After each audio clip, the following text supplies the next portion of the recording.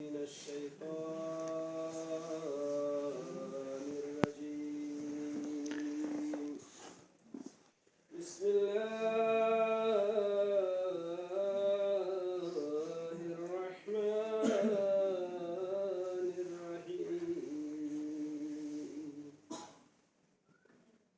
الحمد لله الحنان والمنان ذي الفضل والإحسان.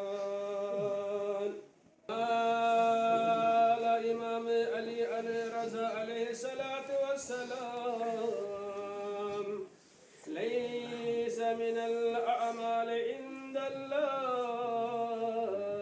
بعد الفرائض أفضل من إدخال السرور على المؤمن.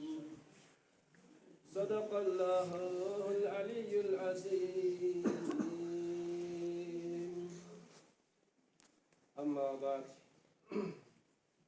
تمام تعریف خداوند برتر کی بارگاہ میں پیش کرنے کے بعد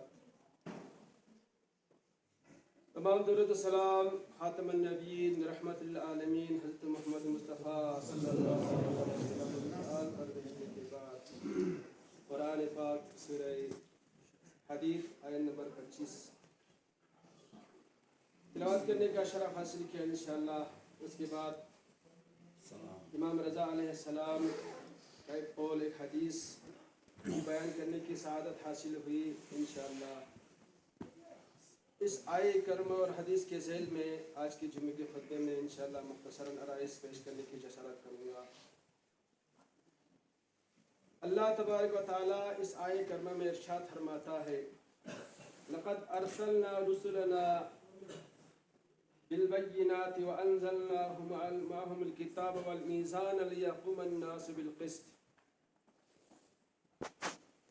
بتحقیق ہم نے رسولوں کو اس لیے بھیجا کتاب اور میزان کے ساتھ لِيَقُومَ النَّاسُ بِالْقِسْطِ تاکہ لوگ انصاف کے ساتھ قائم رہیں اور انصاف قائم رکھنے والوں میں سے ہو جائے. اب عزیزان محترم، انشاءاللہ آج کی جمعے کے خطبے میں مختصر طور پر حق الناس کیا ہے اس کے سلسلے میں انشاءاللہ روشنی ڈالنے کی کوشش کروں گا. اگر دیکھا جائے تو حق کے اعتبار سے دو بڑے حقوق ہیں جو انسان کے ساتھ ہمیشہ ربط میں رہتا ہے اور ہمیشہ انسان ان چیزوں کو ادا کرنے کا پابند رہتا ہے. وہ دو حقوق کیا ہے اور کون سا ہے؟ ایک حقوق اللہ یعنی کہ اللہ کا حق ادا کرنا، دوسرا حق یعنی لوگوں کا حق ادا کرنا. تو عزیزان محترم، حقوق اللہ کے عنوان پر بارہا علماء فرماتے رہتے ہیں مختلف تقاریروں میں، جمعے کے خطبات میں حقوق اللہ کیا ہے، یہاں تک کہ حقوق الناس کے بارے میں ہم سب جانتے ہیں بخوبی. تو انشاءاللہ مختلف باتوں کو یا مختلف عنوان کے ساتھ انشاءاللہ مختصر طور پر چند الفاظ بیان کرنے کی یہاں سے کوشش ہو رہی ہے. اب حقوق الناس کیا ہے اس کے سلسلے میں اگر بیان کیا جائے، حقوق الناس یا حق الناس. حقوق الناس یعنی کہ لوگوں کا حقوق ہم کو کس طریقے سے ادا کرنا ہے، یا لوگوں کے حقوق کے بارے میں ہمیں کس طریقے سے دھیان میں رکھنا ہے، ان چیزوں کے بارے میں کس طریقے سے پابند رہنا ہے، اس چیز کے اوپر کتنا سنجیدگی سے ہم کام لیتے ہیں، ہم کتنا غور و فکر کرتے ہیں. حقوق الناس ایک ایسا عمل ہے عزیزان محترم، حقوق الناس جو اللہ تعالیٰ کا جو سب سے پسندیدہ عمل ہے، جس کو اللہ کی قربت حاصل کرنے کا ایک سب سے بڑے جو ہے وسائل میں سے ایک وسیلہ قرار دیا گیا ہے، وہ کیا ہے؟ حقوق الناس. کیونکہ اللہ تبارک و تعالیٰ اپنے بندوں کو بہت مقبول فرماتا ہے، بہت پسند کرتا ہے. اسی لیے سورہ والتین میں اللہ تبارک و تعالیٰ کیا ارشاد فرماتا ہے؟ لَقَدْ خَلَقْنَا الْإِنسَانَ فِي أَحْسَنِ تَقْوِيمٍ. یعنی کہ اللہ تبارک و تعالیٰ نے انسان کو بہترین مخلوق قرار دیا. اب بارہا ہم مثال دیتے آئے ہیں ہماری زندگی میں جو ایک سب سے بڑا کام جو ہم سے ہو سکا ہو یا ہم نے کیا ہو، وہ ہمیشہ ہمارے ذہن میں رہتا ہے، اور اس چیز کو ہم ہمیشہ، یا اس یادگار کو ہم ہمیشہ ذہن میں رکھتے ہیں کہ میرے زندگی کا یہ سب سے بڑا کارنامہ ہے. لہٰذا ہم اپنے ذہنوں میں بھی رکھتے ہیں، اپنے قلوب میں بھی رکھتے ہیں، اور دوسرے لوگوں کو حتی الامکان ہم بیان کرتے بھی رہتے ہیں کہ میرے زندگی کا سب سے بڑا کارنامہ یہ ہے. اب اللہ تبارک و تعالیٰ کا سب سے بڑا کارنامہ کیا ہے؟ یعنی کہ انسان کا خلق کرنا، انسان کا پیدا کرنا اور انسان کا بنانا. لہٰذا اللہ تبارک و تعالیٰ نے کیا فرمایا؟ لَقَدْ خَلَقْنَا الْإِنسَانَ فِي أَحْسَنِ تَقْوِيمٍ. ورنہ ابلیس ایک فرشتہ تھا یا ایک بہت بڑا عابد تھا، لیکن ایک انسان کو سجدہ ریس نہ ہونے کی وجہ سے وہ رانندہ ہوا، وہ جہنمی ہوا. کیوں؟ آدم علیہ السلام کے اوپر انہوں نے سجدہ نہیں کیا، اللہ کے حکم کا انکار کیا، اس انسان کو اس نے بہت چھوٹا سمجھا. تو لہٰذا وہ سب سے کمتر مخلوق میں سے شمار ہوا. کون؟ یعنی کہ شیطان. لہٰذا حق الناس کیا ہے عزیزان محترم؟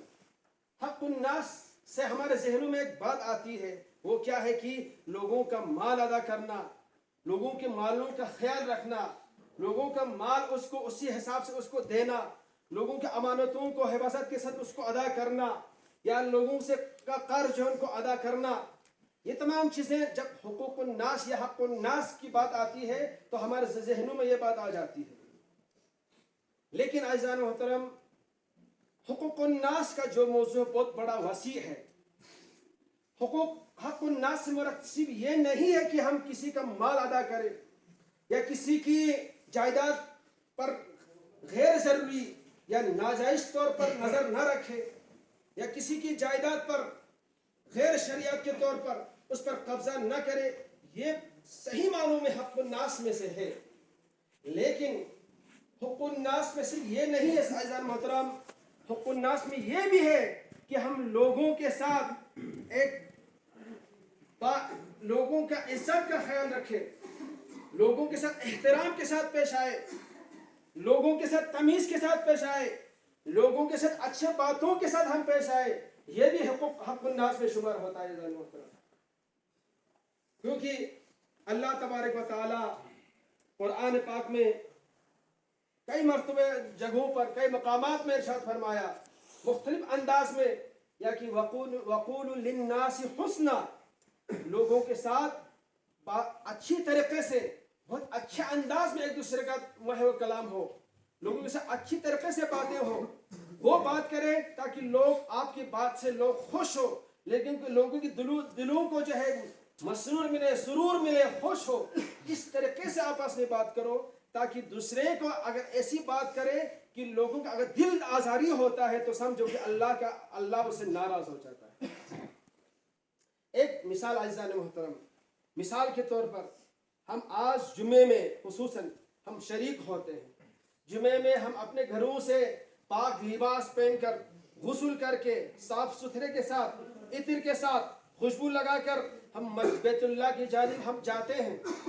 تو اس کا ثواب اللہ تبارک و تعالی قرآن اور حدیث کے ذیل میں کتنا ہے انشاءاللہ ایک دن انشاءاللہ ہم بیان کرنے کی کوشش کریں گے. لیکن جب ہم مسجد میں آتے ہیں تو خدا نہ خواستہ اگر کسی سے بدبو آ رہی ہوگی، اگر اس بدبو سے اگر کوئی دوسرا انسان ناراض ہو رہا ہوگا، یا اگر کوئی دوسرا انسان کو تکلیف ہو رہا ہوگا، تو سمجھے کہ اللہ اس کو ناپسند فرماتا ہے. یہاں سے ایک بات ہمیں سمجھ میں آتی ہے عزیز محترم کہ حقوق الناس کیا ہے، ورنہ فَإِنَّمَا تُوَلُّوا فَثَمَّ وَجْهُ اللَّهِ، ہم جہاں کہیں بھی جائیں وَنَحْنُ أَقْرَبُ مِنْ حَبْلِ الْوَرِيدِ، اللہ ہر جگہ موجود ہے، اللہ مسجد میں بھی موجود ہے، اللہ راستے میں بھی موجود ہے، اللہ گھروں میں بھی موجود ہے، اللہ روڈ پر بھی موجود ہے، اللہ پہاڑ پر بھی موجود ہے۔ وہ جگہ نہیں ہے جہاں اللہ تبارک و تعالیٰ موجود نہ ہو، لیکن آپ کو کیوں فرمایا کہ مسجد میں آپ ایسی بدبو کے ساتھ داخل نہ ہو؟ یہ اس لیے کہ دوسرا انسان ناراحت ہوگا، دوسرا انسان آپ سے تکلیف میں ہوگا، یا دوسرا انسان تکلیف تو ہونے کی وجہ سے اللہ تبارک و تعالیٰ آپ سے ناراض ہوتا ہے۔ تو یہاں سے بات سمجھ میں آتی ہے حضرت محترم حق الناس کیا ہے۔ اسی لیے اگر جہاں کہیں بھی ہم اور آپ ہو، وہاں لوگوں کے ساتھ اچھے انداز میں پیش آنا، لوگوں کے ساتھ اچھے باتوں کا سلسلہ قائم کرنا، وہ بات نہ کرنا کہ لوگوں کے دل آزاری ہو، لوگوں کے دل کو ٹھیس پہنچے، تو سمجھے کہ آپ کے حقوق الناس کا خیال نہیں رکھا، کیونکہ وہ انسان اللہ کے نزدیک سب سے بڑا مخلوق ہے، لیکن اس انسان کو ہم نے ہتک کے انداز میں ان کے ساتھ بات کی، اس کو چھوٹا سمجھ کے ہم نے بات کی، تو لہٰذا حقوق الناس کے سلسلے میں یہاں ہم سے کمزوری ہو جاتی ہے ذہن محترم۔ اسی لیے اب دوسری جگہ پر اللہ تبارک و تعالیٰ نے قرآن پاک میں کیا فرمایا؟ وَإِذَا حُيِّيتُم بِتَحِيَّةٍ فَحَيُّوا بِأَحْسَنَ مِنْهَا أَوْ رُدُّوهَا، اب کوئی بھی اگر تم کو تحائف پیش کرے، تحیہ پیش کرے یا تحفہ پیش کرے، تو تم کو بھی ضروری ہے کہ لازم ہے کہ اس سے اچھا انداز میں، اس سے بہترین اور اس سے بہت اچھا جو ہے ہر لحاظ سے اس کو تحائف پیش کیا جائے۔ تو کہنے کا مطلب خلاصہ یہ ہے عزیز محترم، کسی بھی انداز میں مومنوں کے ساتھ اچھا برتاؤ کرنا، لوگوں کے حقوق کا خیال رکھنا، لوگوں کے دل آزاری نہیں کرنا، کیونکہ امام رضا علیہ السلام فرماتے ہیں اللہ تبارک و تعالیٰ کے نزدیک تمام فرائض انجام دینے کے بعد جو سب سے پسندیدہ عمل ہے وہ کیا ہے؟ نماز، روزہ، حج، جتنے بھی بڑے فضائل، جتنے بھی فرائض ہیں، وہ ادا کرنے کے بعد جو سب سے مقبول اور پسندیدہ عمل جو اللہ تعالیٰ کو سب سے زیادہ پسند ہے وہ کیا ہے؟ کہ لوگوں کے دلوں میں خوشی پہنچانا، لوگوں کے دلوں کو سرور کرنا۔ وہ کیا ہے عزیزان محترم؟ آج کل کے دور میں اللہ تبارک و تعالیٰ کے فضل سے کوئی کسی چیز کی کمی نہیں ہے، اللہ کے نعمت سے ہم ہر اعتبار سے ہم لطف اندوز ہو رہے ہیں، لیکن جو آج کل کے دور میں، خصوصاً اس دور میں ہمیں سب سے جو بڑی ضرورت ہے عزیزان محترم وہ کیا ہے؟ کہ لوگوں کے جو ہے جذبات کا خیال رکھنا، لوگوں کے دلوں کے کس طریقے سے ہم کو خوش کرے۔ لیکن لوگوں کا دلوں کو خوش کرنے کا سب سے بڑا ذریعہ کیا ہے؟ ہمارے زبان کو اچھا استعمال کرے، وہ زبان استعمال کرے، وہ الفاظ استعمال کرے تاکہ وہ بندہ آپ سے خوش ہو۔ لیکن اس کا یہ مطلب نہیں عزیز محترم غیر ضروری یا غیر شرعی الفاظ استعمال کر کے اس کو خوش کرنا، یہ نہیں ہے۔ وہ باتیں استعمال کرنا، وہ الفاظ استعمال کرنا جو اللہ تبارک و تعالیٰ کے کلام اور حدیث سے ثابت ہے کہ دوسرے اپنے مومن کو کس طریقے سے ہم نے خوش کرنا ہے، اور لوگوں کو ایسے تحائف پیش کرے تاکہ وہ آپ کی تحائف سے آپ سے خوش ہو جائے، آپ سے قریب ہو جائے، آپ محبت آپس سے زیادہ بڑھ جائے۔ لہذا عزیز محترم قرآن پاک میں اللہ تبارک و تعالیٰ نے آپسی حقوق الناس کو سب سے ایک بڑے جو ہے اللہ کے قریب ہونے کے وسائل میں سے ایک ذریعہ ہے، وہ کیا ہے؟ حق الناس ہے۔ حق الناس کے بارے میں اگر کچھ اور الفاظ اگر بیان کریں تو حق الناس اگر دیکھا جائے تو سب سے بڑا ایک حکم ہے عزیز محترم، سب سے بڑا عمل ہے۔ اگر حقوق الناس کی جانب اگر ہمارا توجہ نہیں ہوگا، حقوق اللہ کی طرف ہمارا توجہ ہوگا لیکن حقوق الناس کی جانب ہمارا توجہ نہیں ہوگا، تو سمجھیے کہ ہمارا جو اعمال ہے ہو سکتا ہے اللہ کو وہ پسند نہ ہو۔ کیوں؟ ہمارا پہلا فریضہ کیا بنتا ہے؟ ہمارا پہلا فریضہ یہ بنتا ہے کہ حق الناس کا خیال رکھا جائے۔ اس کا ایک چھوٹا سا مثال، باہر مثال کی طرح آپ مسجد میں آ رہے ہو، تو باہر ایک انسان کسی تکلیف میں مبتلا ہو سکتا ہے خدا نہ کرے ہاتھ پیر ٹوٹا ہوا ہو، تو اس انسان کو ہسپتال تک پہنچانا ہماری ذمہ داری ہے۔ جو وہاں پہنچ جاتے ہیں جو مومن، اگر وہ اس کو ہسپتال میں نہ لے جائے، اگر وہ مسجد میں آ جائے، تو اللہ تبارک و تعالیٰ کو کون سا عمل پسند ہوگا؟ اس کا مسجد آنا اللہ کو پسند ہوگا، یا اس انسان کو، اس مومن کو اٹھا کر ہسپتال میں علاج معالجے کے لیے لے جانا اللہ کو پسند ہوگا؟ یہاں سے اسی لیے شریعت میں، فقہ کی کتابوں میں، خصوصاً فقہ الاحوط میں بیان کیا گیا ہے، اگر کوئی نماز پڑھ رہا ہو، نماز سب سے بڑا حکم ہے اللہ تبارک و تعالیٰ کا، اگر کوئی نماز پڑھ رہا ہو، کوئی انسان یا کوئی بال بچہ جل رہا ہو یا پانی سے کوئی خطرہ ہو، تو اس انسان کو ضروری ہے، واجب ہے کہ نماز کو توڑ کے اس کو بچایا جائے۔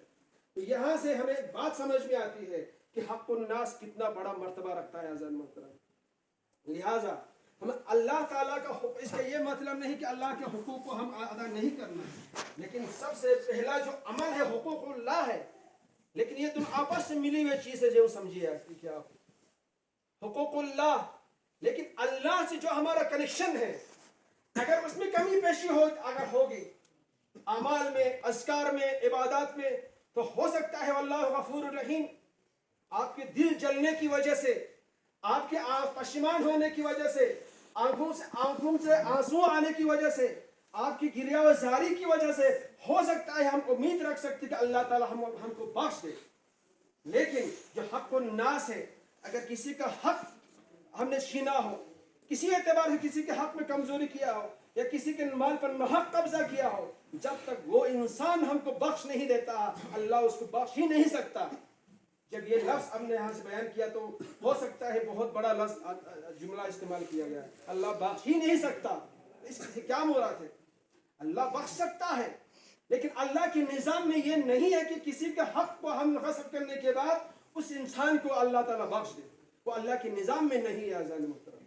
لہٰذا حقوق الناس میں ہمیں ہر اعتبار سے سوچنا ہوگا، صرف مال کے اعتبار سے نہیں سوچنا ہوگا، صرف زمین کے اعتبار سے نہیں سوچنا ہوگا، صرف روپیہ دینار کی وجہ سے نہیں سوچنا ہوگا، ایک دوسرے کے ہم کلام، ایک دوسرے کے ساتھ اخلاقیات، ایک دوسرے کے ساتھ انسانیات، ایک دوسرے کے ساتھ کس طریقے سے ہمیں پیش آنا ہے، ان تمام چیزوں کا ہمیں سمجھنا ہوگا، اور اس طریقے سے جب حق الناس پر ہم عمل پیرا سے مکمل طریقے سے ہوگا تو یہ نہیں ہو سکتا کہ اللہ کے مقبول بندوں میں سے ہم شمار نہ ہو۔